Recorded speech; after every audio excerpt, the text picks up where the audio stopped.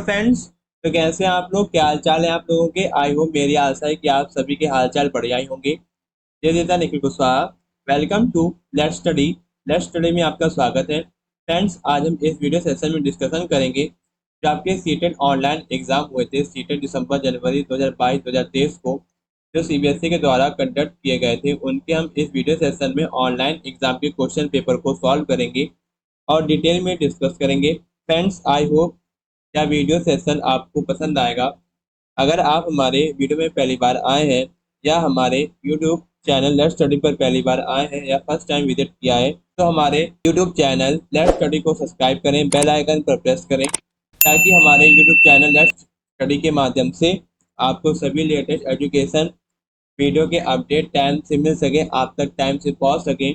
चलिए फ्रेंड्स, और अगर वीडियो सेशन आपको अच्छा लग रहा है तो वीडियो को ज़्यादा से ज़्यादा लाइक करें और ज़्यादा से ज़्यादा शेयर करें अपने फ्रेंड्स को जो टीचिंग एग्जाम की तैयारी कर रहे हैं।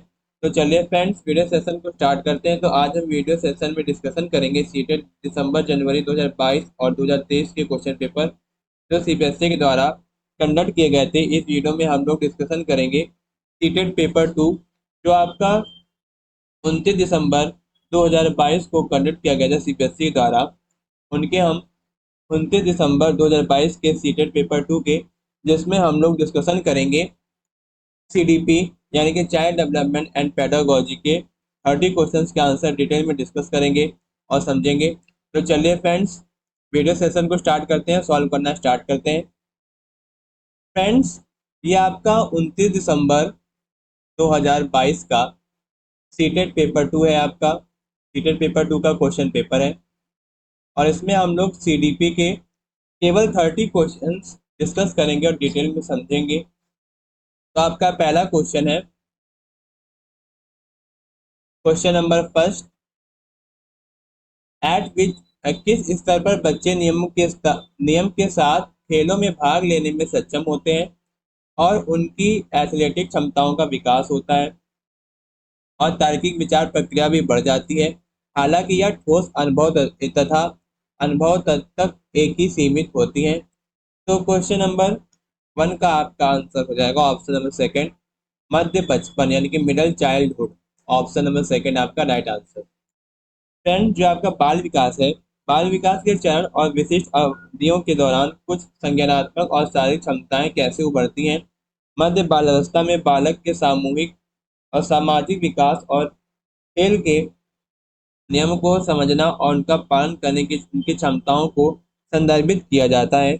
नियम की अवधारणा को समझने के लिए अक्सर इस निश्चित स्तर के संज्ञानात्मक विकास की आवश्यकता होती है, जो आमतौर पर मध्य बाल अवस्था में उभरती है। तो आपकी उनकी एथलेटिक क्षमताओं का विकास करना, जैसे कि बालक वृद्धि करता है तो उसकी गति कौशल और समन्वय में सुधार होता है, जिसमें उन्हें एथलेटिक गतिविधि में पूरी तरह से भाग लेने की अनुमति मिलती है। और आपका जो तार्किक विचार प्रक्रिया मूल अनुभव तक ही सीमित है। जैसे बालक की आयु बढ़ती है, उनकी चिंतन प्रक्रिया अधिक परिष्कृत हो जाती है।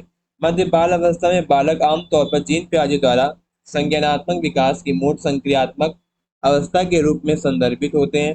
इस अवस्था के दौरान बालक मूर्त घटनाओं के बारे में अधिक तार्किक रूप से चिंतन प्रारंभ करते हैं, लेकिन वे अमूर्त या काल्पनिक अवधारणाओं के साथ संघर्ष करते हैं। इसी प्रकार जो आपका मध्य बचपन है या फिर मध्य बाल अवस्था है, वह चरण है जब बालक आमतौर पर निम्न के अनुसार खेलों में भाग लेने, एथलेटिक रूप से विकसित होने और मूर्त स्थितियों के बारे में तार्किक रूप से तर्क करने की क्षमता प्रदर्शित करना प्रारंभ करते हैं। तो चलिए फ्रेंड्स, अब हम लोग आगे बढ़ते हैं। अब आपका अगला क्वेश्चन है क्वेश्चन नंबर सेकंड। आपका एजर्सन और रीजन दिया गया। और फ्रेंड्स, आप लोग एजर्सन रीजन तभी आप लोग सॉल्व कर पाओगे जब आपके सारे कॉन्सेप्ट क्लियर होंगे, चाहे आपका सीटेट पेपर 1 हो, चाहे आपका सीटेट पेपर 2 हो। और सीटेट पेपर 1 और सीटेट पेपर 2 में आपके जो सब्जेक्ट होते हैं, CDP child development and pedagogy, EVS, maths, science, SST, Hindi and English. तो ये आपके जो सब्जेक्ट हैं, तो इनके सारे कॉन्सेप्ट आपको क्लियर होने चाहिए, तभी आप लोग एजर्सन और रीजन आप लोग कर पाओगे। तो चलिए फ्रेंड, देखते हैं कि कौन सा विकल्प सही होगा। मान लीजिए अगर एजर्सन और रीजन दोनों सही होते हैं और एजर्सन की जो आपका एजर्सन है रीजन सही व्याख्या करता है तो ऑप्शन नंबर फर्स्ट हो जाएगा। अगर एजर्सन और रीजन दोनों सही हैं लेकिन एजर्सन की रीजन सही व्याख्या नहीं करता है तो ऑप्शन नंबर सेकंड होगा। और अगर एजर्सन सही है लेकिन रीजन गलत है तो आपका ऑप्शन नंबर थर्ड होगा। और अगर एजर्सन रीजन दोनों ही गलत होंगे तो आपका ऑप्शन नंबर होगा फोर्थ। तो चलिए फ्रेंड्स, एजर्सन और रीजन देखते हैं, पढ़ते हैं और समझते हैं और देखते हैं कौन सा विकल्प आपका सही होगा। तो दिया गया है, कुछ संस्कृतियों में पहले मासिक धर्म का आना उत्साह के साथ मनाया जाता था जबकि अन्य संस्कृति में इसे गुप्त रखा जाता है। बिल्कुल सही। बच्चों के लिए बचपन के अनुभव उन्हें उनके सामाजिक सांस्कृतिक संदर्भों के आधार पर अलग अलग तरह से होते हैं। ये आपका बिल्कुल सही है। अभिकथन बिल्कुल सही है, तर्क भी सही है और जो आपका रीजन है सही व्याख्या करता है, सही व्याख्या करता है एजर्सन की। तो ऑप्शन नंबर फर्स्ट आपका राइट आंसर। ठीक। फ्रेंड, जो आपका बाल अवस्था है, बाल अवस्था के अनुभव के कुछ पहलुओं को आकार देने में सामाजिक सांस्कृतिक संदर्भों की भूमिका, विशेष रूप में आयु बढ़ने या रजोनिर्मित पहला मासिक धर्म चक्र लड़कियों में यौवन की शुरुआत का प्रतीक होता है, तब पहुंचने की एक घटना होती है। इसी प्रकार आपका ऑप्शन हो जाएगा ऑप्शन नंबर फर्स्ट, जिसमें एजर्सन रीजन दोनों सही हैं और जो आपका रीजन है सही एजर्सन की व्याख्या करता है। ठीक। तो ऑप्शन नंबर फर्स्ट आपका राइट आंसर। तो चलिए फ्रेंड्स, अब हम लोग आगे बढ़ते हैं। अब आपका अगला क्वेश्चन है क्वेश्चन नंबर थर्ड, तीसरा क्वेश्चन है। दिया गया है, विकास क्या है? तो जो आपकी विकास है वो आपकी है, जो आपकी डेवलपमेंट है ये आपकी क्या होती है? गतिशील होती है, यानी कि डायनामिक होती है। ऑप्शन नंबर फोर्थ आपका राइट आंसर। फ्रेंड्स, जो आपका विकास होता है यानी कि डेवलपमेंट होता है, विकास एक जटिल और परस्पर जुड़ी प्रक्रिया हो सकती है। यह याद रखना महत्वपूर्ण है कि विकास सदैव रैखिक या सकारात्मक प्रक्रिया नहीं होती है। विकास गतिशील है, बहुआयामी है, अव्यवस्थित नहीं होती है, पूर्ण रूप से अप्रत्याशित नहीं है। ठीक। तो इसी प्रकार ऑप्शन नंबर फोर्थ आपका राइट आंसर। तो चलिए फ्रेंड्स, अब हम लोग आगे बढ़ते हैं। अब आपका अगला क्वेश्चन है क्वेश्चन नंबर फोर्थ, चौथा क्वेश्चन है। दिया गया है, विकास के शीर्षगामी सिद्धांत में कहा गया है कि विकास किस प्रकार आगे बढ़ता है? तो किस प्रकार आगे बढ़ता है? सिर से पैर की ओर। ठीक। ऑप्शन नंबर फर्स्ट आपका राइट आंसर। फ्रेंड्स, जो आपका विकास है, विकास का मस्तकोन्मुखी सिद्धांत विकास के सामान्य प्रतिरूप से एक है जो सभी बच्चों में देखा जाता है। इसमें कहा गया है कि विकास सिर से पैर की ओर होता है। इसका अर्थ यह है कि सिर और ऊपरी शरीर का विकास निचले शरीर से पहले होता है। जो आपका मस्तकोन्मुखी सिद्धांत इस तथ्य के कारण माना जाता है कि मस्तिष्क और तंत्रिका तंत्र पहले विकसित होते हैं और ये संरचनाएं शरीर की गति को नियंत्रित करने के लिए उत्तरदायी हैं। तो चलिए फ्रेंड्स, अब हम लोग आगे बढ़ते हैं। अब आपका अगला क्वेश्चन है एजर्सन रीजन के फॉर्म में। दिया गया है कि अभिकथन और तर्क दिया गया है। क्वेश्चन नंबर 5, दिया गया है कि किशोरों पर फिल्मों और विज्ञापनों का एक बड़ा प्रभाव पड़ता है, वह उनके व्यवहार व मूल्य भी उससे प्रभावित होते हैं। तो बिल्कुल सही। मीडिया किशोरों के समाजीकरण की एक शक्तिशाली विद्युत संस्था है। तो ये आपका जो तर्क है ये आपका सही है और जो आपका रीजन है सही व्याख्या करता है एजर्सन की। तो ऑप्शन नंबर फर्स्ट आपका राइट आंसर। ठीक। तो फ्रेंड्स, जो आपका समाजीकरण समाजीकरण की माध्यमिक एजेंसियां, स्कूल, कार्यस्थल और मीडिया जैसी संस्थाएं जो हमारे प्राथमिक देखभालकर्ता द्वारा बड़े होने के बाद हमारे विकास को प्रभावित करती हैं। ठीक। और जो आपका मीडिया है जीवन में क्या महत्वपूर्ण है, क्या आकर्षक है माना जाता है और क्या सफल माना जाता है, इस बारे में संदेश भेजकर मीडिया हमारे दृष्टिकोण और मूल्यों को प्रभावित करता है। जो आपका मीडिया है, मीडिया समाजीकरण की एक शक्तिशाली द्वितीयक संस्था यानी कि सेकेंडरी एजेंसी है। ठीक। तो इसीलिए आपका ऑप्शन नंबर फर्स्ट आपका राइट आंसर। तो चलिए फ्रेंड्स, अब हम लोग आगे बढ़ते हैं। अब आपका अगला क्वेश्चन है, अब आपका वैल्यू बेस्ड क्वेश्चन टाइप का दिया गया सीडीपी में। दिया गया कि रमेश को अपने मित्र का पेन बहुत आकर्षित लगता है। वह उसे चुराने का विचार करता है परंतु वह उसे नहीं चुराता क्योंकि उसके अभिभावकों को पता चलेगा तो वे उसे बुरा बालक कहेंगे। कोहल्स वर्ग के अनुसार रमेश नैतिक विकास के किस चरण में है? तो क्वेश्चन नंबर 6 में आपका आंसर होगा अच्छा लड़का, अच्छी लड़की, अभिविन्यास। ठीक। ऑप्शन नंबर 4 था आपका राइट आंसर। फ्रेंड्स, जो आपके कोहल्सबर्ग से साहब थे, जो कोहल्सबर्ग सर थे, उन्होंने नैतिक विकास का सिद्धांत दिया था। नैतिक विकास के सिद्धांत के अनुसार रमेश नैतिकता के एक अच्छे लड़के अच्छे लड़के की अभिविन्यास चरण पर है। कोहलबर्ग का नैतिक विकास का सिद्धांत एक चरण सिद्धांत है जो बताता है कि व्यक्ति समय के साथ अपने नैतिक तर्क कैसे विकसित करते हैं। उन्होंने प्रस्तावित किया है कि नैतिक विकास के 6 चरण हैं, जिनमें 3 स्तरों पर पूर्व पारंपरिक, पारंपरिक और उत्तर पारंपरिक में व्यवस्थित किया गया है। जो आपका पूर्व पारंपरिक है स्तर है, इस स्तर पर व्यक्ति स्वयं हित और दंड से बचने के आधार पर नैतिक निर्णय लेता है।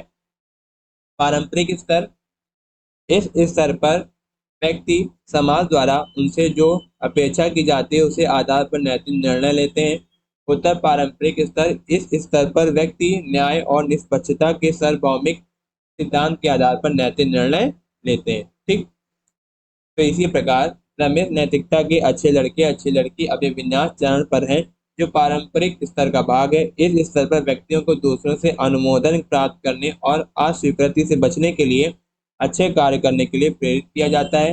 वे सामाजिक व्यवस्था बनाए रखने और नियमों का पालन करने के कारण चिंतित रहते हैं। तो चलिए फ्रेंड्स, अब हम लोग आगे बढ़ते हैं। अब आपका क्वेश्चन नंबर 7 है, एडर्सन रीजन के फॉर्म में दिया गया है कि जीन पियाजे के संज्ञानात्मक विकास के सिद्धांत की एक प्रमुख आलोचना उनका यह विश्वास है कि बच्चे 4 चरणों के क्रम में एक ही तरीके से प्रगति करते हैं। तो बिल्कुल सही, आपका रीजन दिया गया है कि सामाजिक सांस्कृतिक कारक संज्ञानात्मक विकास में महत्वपूर्ण भूमिका निभाते हैं। तो आपका रीजन आपका सही होगा। और जो आपका रीजन है सही व्याख्या करता है इसकी एजर्सन की। तो ऑप्शन नंबर फर्स्ट है आपका राइट आंसर। ठीक, ऑप्शन नंबर फर्स्ट है आपका राइट आंसर। तो देखिए फ्रेंड, जबकि पश्चिमी संस्कृतियों पर अत्यधिक ध्यान केंद्रित करने के कारण पियाजे के सिद्धांत की आलोचना की गई है। कुछ शोधकर्ता ने पाया है कि अन्य संस्कृतियों में बच्चे संज्ञानात्मक विकास के चरणों के माध्यम से एक भिन्न क्रम में या एक भिन्न गति से प्रगति कर सकते हैं। जीन पियाजे का संज्ञानात्मक विकास का सिद्धांत यह समझने के लिए एक मूल्यवान रूपरेखा है कि बच्चे किस प्रकार चिंतन करते हैं और अधिगम करते हैं। हालांकि यह याद रखना बहुत ही महत्वपूर्ण है कि सिद्धांत अपनी सीमाओं से रहित नहीं है। ठीक, इसीलिए आपका ऑप्शन नंबर फर्स्ट आपका राइट आंसर होगा। तो चलिए फ्रेंड्स, अब हम लोग आगे बढ़ते हैं। अब आपका अगला क्वेश्चन है क्वेश्चन नंबर 8। अब आपको बताना है किस चरण में बच्चों को तर्कशीलता समस्या को एक ही पहलू से प्रत्यक्ष दिखाई देने वाले अनुभूति पर सीमित रहती हैं। तो क्वेश्चन नंबर 8 का आपका आंसर होगा पूर्व संक्रियात्मक। ऑप्शन नंबर सेकंड आपका राइट आंसर। देखिए फ्रेंड्स, जो आपके पियाजे सर थे, पियाजे का संज्ञानात्मक विकास का सिद्धांत संज्ञानात्मक विकास को 4 चरणों में संवेदीकामक, पूर्व संक्रियात्मक, मूर्त संक्रियात्मक, औपचारिक संक्रियात्मक में विभाजित करता है। जो आपका पूर्व संक्रियात्मक चरण है, बच्चों की तर्कशीलता समस्या को एक ही पहलू से प्रत्यक्ष दिखाई देने वाले अनुभूति पर सीमित रहती है। इसे केंद्रीकरण के रूप में जाना जाता है। उदाहरण के तौर पर हम लोग समझ सकते हैं कि एक बच्चा इस पर चिंतन कर सकता है कि एक लंबे पतले गिलास में छोटे चौड़े गिलास की तुलना से अधिक पानी है, भले ही उसमें पानी की मात्रा समान हो। ऐसा इसलिए होता है क्योंकि बच्चा केवल गिलास की ऊंचाई पर ध्यान केंद्रित कर रहा है और चौड़ाई को नजरअंदाज कर सकता है और कर रहा है। केंद्रीकरण पूर्व संज्ञानात्मक चिंतन की एक सामान्य विशेषता है। यह एक संकेत है कि बच्चे अभी भी तार्किक और अमूल रूप से चिंतन की अक्षमता विकसित कर रहे हैं। तो चलिए फ्रेंड्स, अब हम लोग आगे बढ़ते हैं। अब आपका अगला क्वेश्चन है क्वेश्चन नंबर 9। दिया गया कि निम्नलिखित में से कौन सा लेव वेगोट्स्की के सिद्धांत में उत्पन्न होने वाला एक कक्षा निहारतार्थ है। तो क्वेश्चन नंबर 9 का आपका आंसर होगा शिक्षकों को चाहिए कि वे बच्चों के समर्थन के लिए दिए जाने वाले मदद के स्तर और मात्रा में बदलाव करें। ऑप्शन नंबर फर्स्ट आपका राइट आंसर। ठीक, तो चलिए फ्रेंड्स, अब हम लोग आगे बढ़ते हैं। अब आपका अगला क्वेश्चन है क्वेश्चन नंबर 10। बच्चों में नैतिक विकास का सिद्धांत किसने प्रतिपादित किया था। तो किसने नैतिक विकास का सिद्धांत दिया था, आपके लॉरेंस कोहल्सबर्ग सर ने। ठीक, लॉरेंस कोहल्सबर्ग, ऑप्शन नंबर सेकंड आपका राइट आंसर। ठीक, तो चलिए फ्रेंड्स, अब हम लोग आगे बढ़ते हैं। अब आपका अगला क्वेश्चन है वेगोट्स्की के अनुसार निम्नलिखित में से क्या बच्चों की को समीपस्थ विकास के क्षेत्र की दूरी तय करने में मदद करेगा। आपका पहाड़ यानी कि इसके फोल्डिंग। ऑप्शन नंबर फर्स्ट है आपका राइट आंसर। ठीक।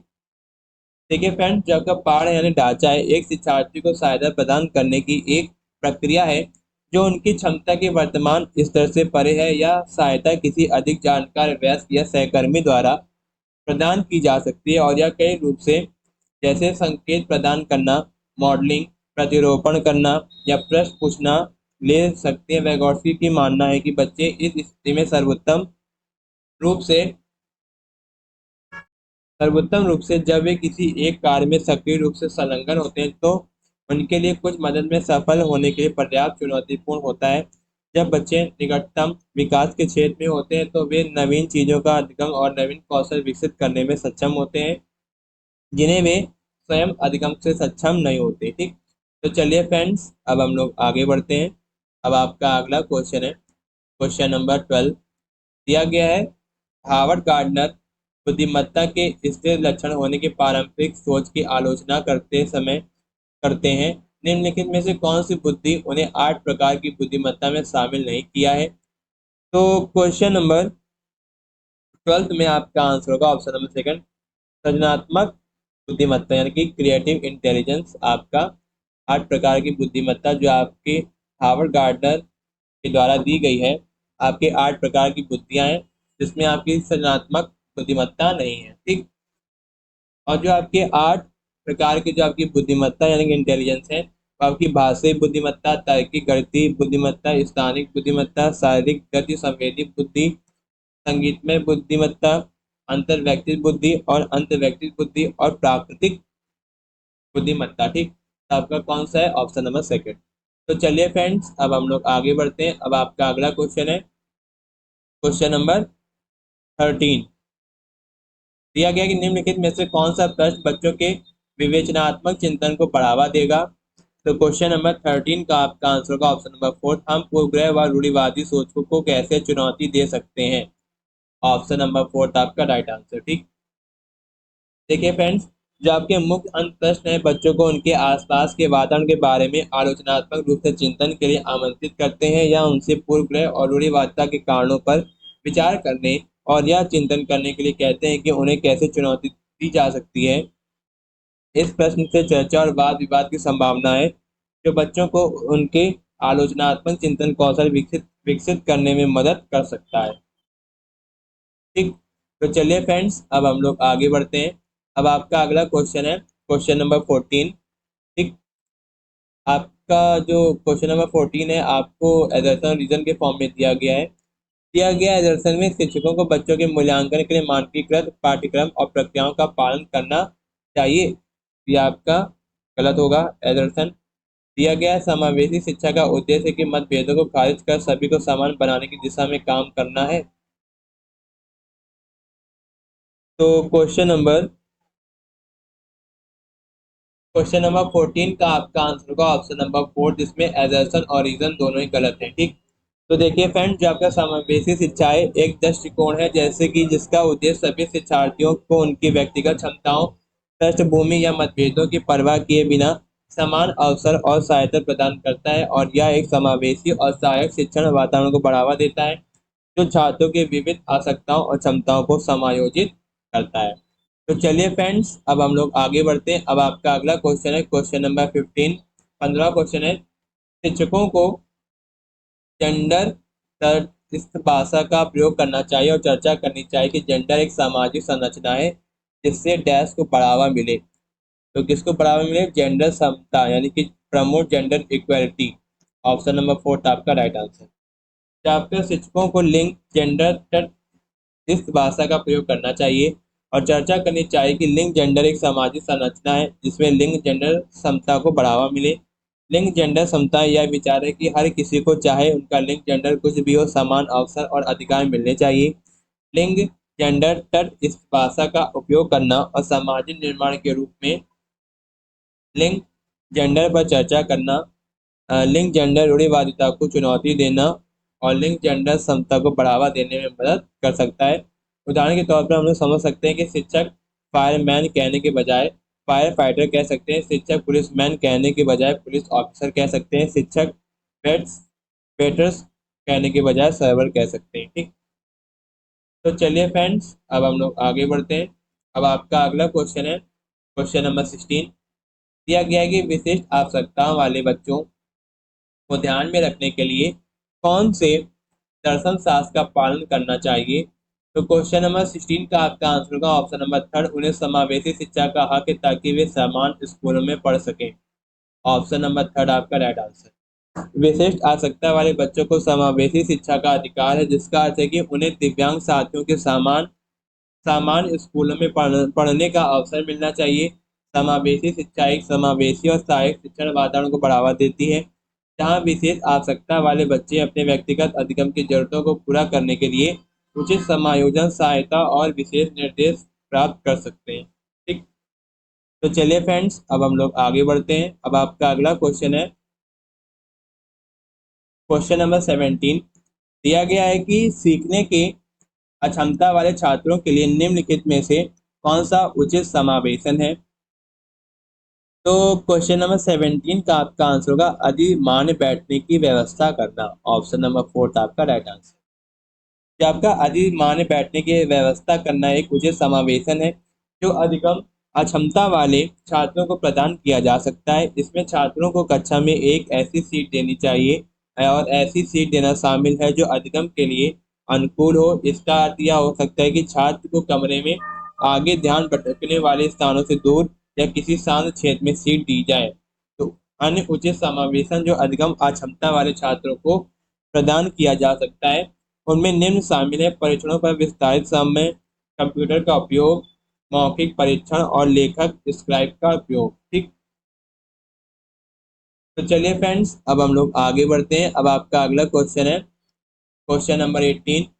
दिया गया है कि समावेशी स्कूलों को चाहिए कि वे, क्वेश्चन नंबर 18 का आपका आंसर होगा विविधता को समझें, स्वीकार करें और महत्व दें। ऑप्शन नंबर फर्स्ट आपका राइट आंसर।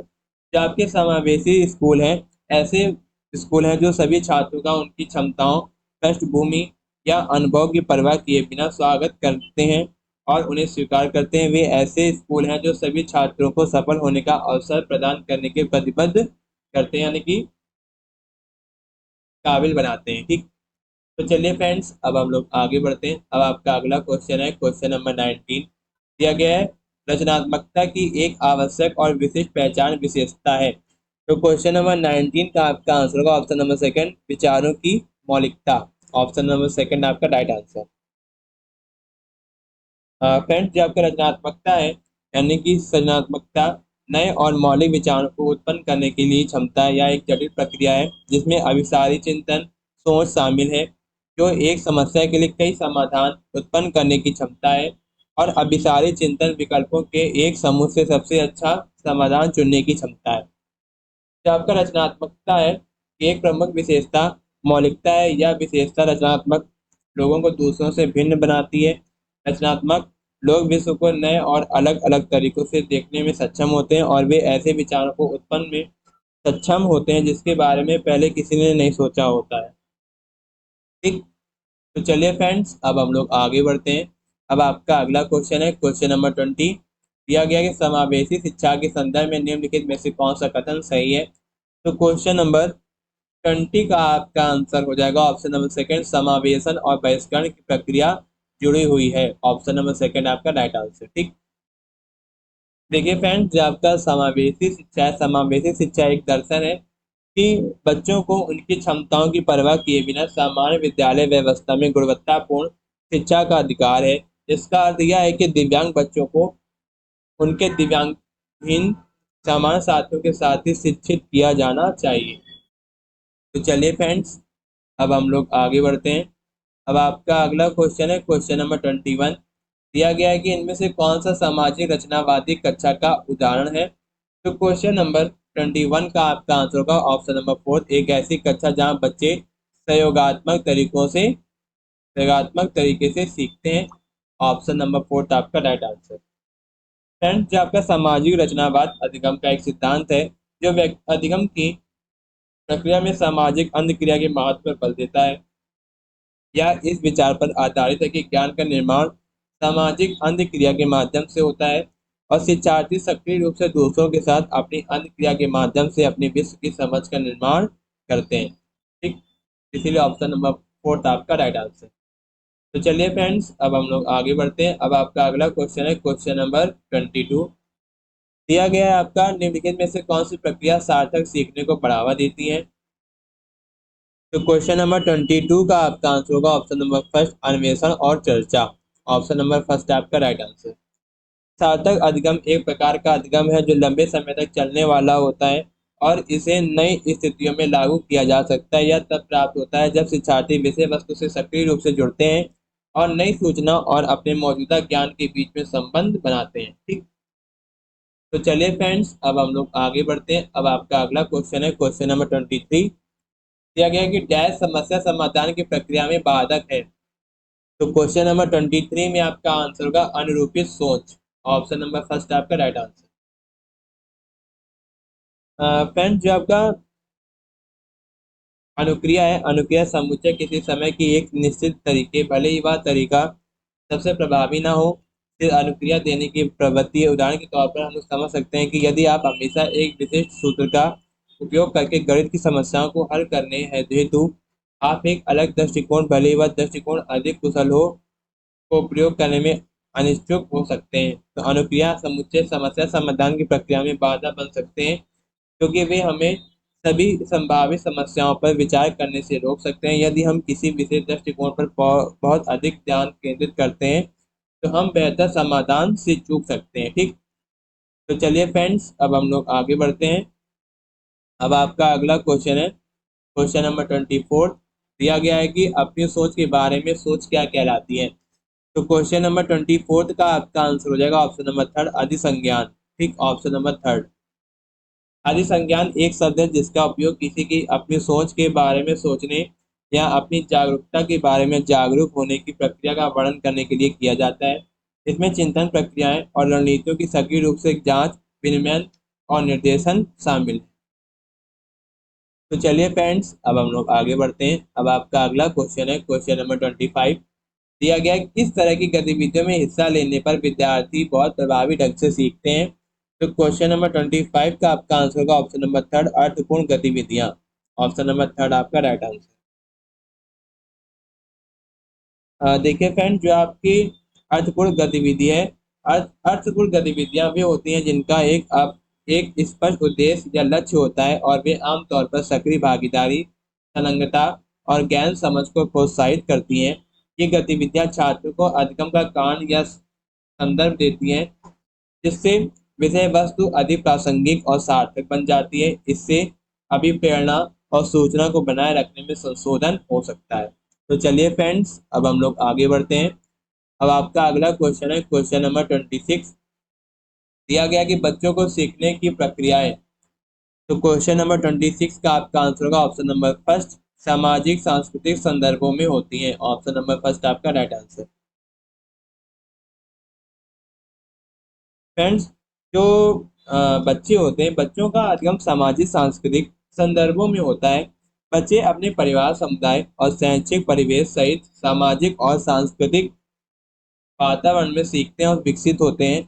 ये संदर्भ आवश्यक सामाजिक अंतक्रिया, सांस्कृतिक मानदंड और अधिगम और ज्ञान कौशल और मूल्यों को प्राप्त करने के लिए अवसर प्रदान करते हैं। भाषा, सामाजिक अंतक्रिया, सांस्कृतिक प्रथाएं और शैक्षिक प्रणाली जैसे सामाजिक सांस्कृतिक कार्य बच्चे की अधिगम की प्रक्रिया परिणामों को महत्वपूर्ण रूप से प्रभावित करते हैं। तो चलिए फ्रेंड्स, अब हम लोग आगे बढ़ते हैं। अब आपका अगला क्वेश्चन है क्वेश्चन नंबर 27। दिया गया है कि संवाद व चर्चा की प्रक्रियाएं बच्चों को बेहतर समस्या समाधान करता बनाने में सहायक है। तो आप दर्शन आपका सही होगा। रीजन दिया गया सीखने की प्रवृत्ति सामाजिक है, तो ये आपका ऑप्शन सही होगा, रीजन सही होगा। और जो आपका रीजन है सही व्याख्या करता है एदर्सन की। ठीक, इसीलिए ऑप्शन नंबर फर्स्ट आपका राइट आंसर। ठीक। देखिए फ्रेंड, जो आपके सामाजिक अंतक्रिया जैसे संवाद और चर्चा बच्चों की समझ, अधिगम और समस्या समाधान क्षमताओं को आकार देने में महत्वपूर्ण भूमिका निभाती हैं। कारण बताता है कि क्यों संवाद और चर्चा की प्रक्रियाएं बच्चों को प्रभावी समस्या समाधान करता बनाने में प्रभावी होती हैं। इसी प्रकार आपका जो एजर्सन और रीजन दोनों सही होगा। और जो आपका रीजन है एजर्सन की सही व्याख्या करता है ऑप्शन नंबर फर्स्ट आपका सही आंसर होगा, राइट आंसर। तो चलिए फ्रेंड्स, अब हम लोग आगे बढ़ते हैं। अब आपका अगला क्वेश्चन है क्वेश्चन नंबर 28। दिया गया है कि सीखने का कौन सा दृष्टिकोण आंतरिक प्रेरणा पर केंद्रित है और सार्थक सीखने के लिए सामाजिक संपर्क पर जोर देता है। तो क्वेश्चन नंबर 28 का आपका आंसर होगा ऑप्शन नंबर थर्ड, सामाजिक सांस्कृतिक दृष्टिकोण। ऑप्शन नंबर थर्ड आपका राइट आंसर। फ्रेंड, जो आपका सामाजिक सांस्कृतिक अधिगम सिद्धांत है, जिसमें सामाजिक रचनावाद के रूप में भी जाना जाता है। अधिगम का एक सिद्धांत है जो अधिगम की प्रक्रिया में सामाजिक अंतक्रिया और संस्कृति के महत्व पर बल देती है। यह सिद्धांत आंतरिक अभिप्रेरणा पर ध्यान केंद्रित करता है। इसी प्रकार सीखने का वह दृष्टिकोण जो आंतरिक अभिप्रेरणा पर केंद्रित होता है। ठीक। तो चलिए फ्रेंड्स, अब हम लोग आगे बढ़ते हैं। अब आपका अगला क्वेश्चन है क्वेश्चन नंबर 29। दिया गया है जिसमें कौन सा आंतरिक अभिप्रेरणा का एक उदाहरण है। तो अभिप्रेरणा का एक उदाहरण होगा आपका रुचि के कारण नया कौशल सीखना। ऑप्शन नंबर फर्स्ट आपका राइट आंसर। देखिए फ्रेंड, जो आपका आंतरिक अभिप्रेरणा है, किसी बाहरी पुरस्कार या दंड के बजाय अपने लिए कुछ करने की अभिप्रेरणा है। दूसरे शब्दों में आंतरिक अभिप्रेरणा गतिविधि की संतुष्टि से ही प्रेरित होती है। जो आपकी आंतरिक अभिप्रेरणा है से तात्पर्य है कि किसी किसी की गतिविधि में शामिल होने या अंतर्निहित संतुष्टि, आनंद या व्यक्तिगत रुचि के लिए किसी लक्ष्य को प्राप्त करना।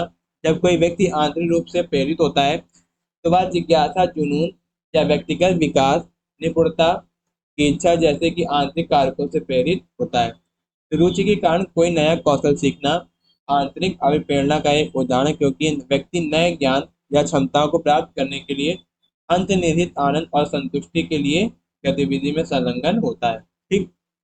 तो चलिए फ्रेंड्स, अब हम लोग आगे बढ़ते हैं। अब आपका सीडीपी का आखिरी क्वेश्चन है क्वेश्चन नंबर 30 यानी कि 30वां नंबर है आपका। लास्ट क्वेश्चन है सीडीपी का। निम्नलिखित में से कौन सा संवेग अर्थपूर्ण सीखने की प्रक्रिया को सुसाधित करेगा। तो कौन सुसाधित करेगा? आपका जिज्ञासा यानी कि क्यूरोसिटी। ऑप्शन नंबर थर्ड आपका राइट आंसर। जिज्ञासा एक संवेग है जो अर्थपूर्ण अधिगम को बढ़ा सकता है और सुसाधित कर सकता है। जब कोई व्यक्ति जिज्ञासु होता है तो उसमें नई सूचनाएं या अवधारणाओं को ज्ञात करने, खोजने और समझने की तीव्र इच्छा होती है। अधिगम की यह आंतरिक अभिप्रेरणा अधिगम की प्रक्रिया में संलग्नता और सक्रिय भागीदारी को बढ़ावा देती है। जिज्ञासा पूछताछ, आलोचनात्मक चिंतन और समस्या समाधान कौशल को उद्दीपित करती हैं, जिससे ज्ञान की गहन समझ और उसे बनाए रखने में मदद मिलती है। ज्ञान अन्वेषण, प्रश्न पूछने और उत्तर खोजने को प्रोत्साहित करती हैं, जो प्रभावी शिक्षण के सभी आवश्यक घटक हैं। ठीक।